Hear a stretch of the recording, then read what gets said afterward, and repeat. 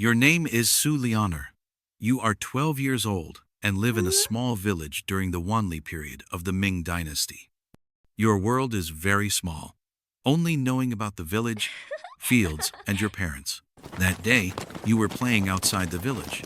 When you looked up, you saw a magnificent carriage you had never seen before approaching your home. You don't know that this day will change your destiny forever. The man was dressed in a black silk robe with an expressionless face, and his eyes sized up everyone in the village, just like a butcher sizing up meat. He is a eunuch in the palace and has come to the village to select palace maids, and you have been chosen by him.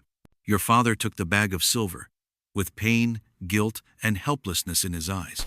In that era, for a poor family, a girl's entering the palace might be a kind of blessing. Your mother's sobs made you feel fear for the first time. When you looked at your parents' expressions, you knew you had to leave, yet you had no idea where you were going or what you were going to do. At the age of 12, you were so young that you could barely braid your hair by yourself, yet you had to leave home and be sold like a commodity. When you got on the carriage that took you away, you looked back in the direction of your home. Your mother's cries were drowned out by the sound of the horse's hooves, and the dust blurred her face. What you didn't know was that what awaited you was not an ordinary life as a palace maid, but a storm of bloodshed and intrigue in the deep inner court. You are brought to Beijing and arrive outside the forbidden city with its red walls and golden tiles. The gate, as red as blood, seems both majestic and mysterious to you. Girls selected like you line up and wait for the first test of entering the palace, physical examination.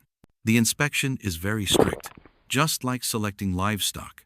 They look at your teeth, examine your skin, and even check your feet. You saw with your own eyes some girls being sent back home because their looks didn't meet the standards. In that era, the value of a woman seemed to depend solely on her appearance. You were left behind not because you were special, but because your feet were small enough. Under that distorted aesthetic, the smaller the bound feet, the prettier they were. Entering the palace is just the first step. Next, you need to learn the rules of the imperial court. In the palace, the rules are of utmost importance. The palace maids are very strict with you and will scold or beat you at every turn. In the palace, no one will show mercy just because you are children. You watch as the little friend beside you gets punished for a small mistake, feeling both scared and confused in your heart. Is this the place where you will live in the future? At that moment, you realize that in order to survive in this place, you had to learn to be obedient and strong. Half a year later, you have gradually adapted to the life in the palace. However, adaptation doesn't mean ease. Surviving in the harem is far more difficult than imagined. You serve in the palace of Concubine Li, who is a master with a fiery temper. Concubine Li became irritable due to losing favor, and often took out her anger on the palace maids. And you, being new here, became the target of her venting. It's too cold. You can't even do such a small thing well. The slap was very hard, and your face immediately started to burn with pain, but you didn't dare to cry. In the palace, crying is a sign of weakness, and those who are weak don't live long. Being beaten and scolded is a common occurrence, and you've learned to swallow your anger, because you know that in this ruthless harem, survival comes first. You often do the hardest and most tiring work alone in the side hall. The scars on your hands are increasing, and the grievances in your heart are piling up deeper and deeper. Xiao Kui is the only person in the palace who shows kindness to you. She is 2 years older than you and has been in the palace for a longer time, so she has learned how to survive in the palace. The emperor has recently favored Concubine Zhang and ignored Concubine Li, so she took it out on us. Through Xiao Kui, you begin to understand the intricate relationships in the palace. The harem is like a battlefield, where every concubine is vying for the emperor's favor. You begin to understand that in this deep imperial palace, fate is not in your own hands. To survive, you must learn to read people's expressions and find a powerful backer. 1 year after entering the palace, you were already 16 years old and became even more delicate and charming. Although life in the palace was tough, it taught you how to behave appropriately. I heard that the emperor is coming to visit the garden today. Really? You have never seen the emperor, and only know that he is the master of your destiny. The girls in the palace all dream of being noticed by the emperor and rising to prominence overnight. But you are just a little palace maid and have never dared to have such a wild hope.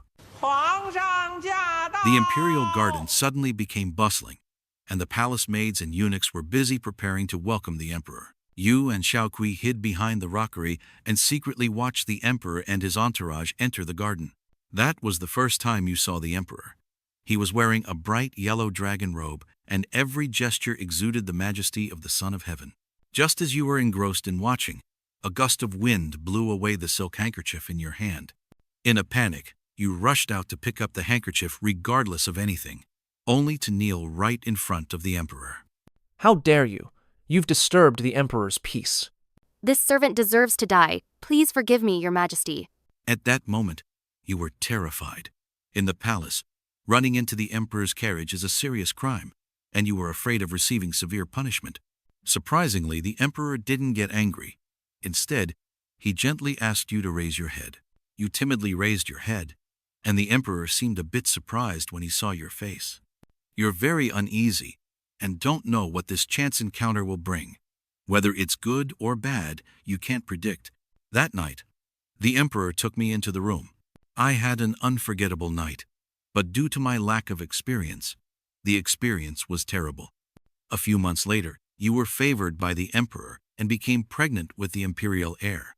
This was a major event in the palace, indicating that your status would change.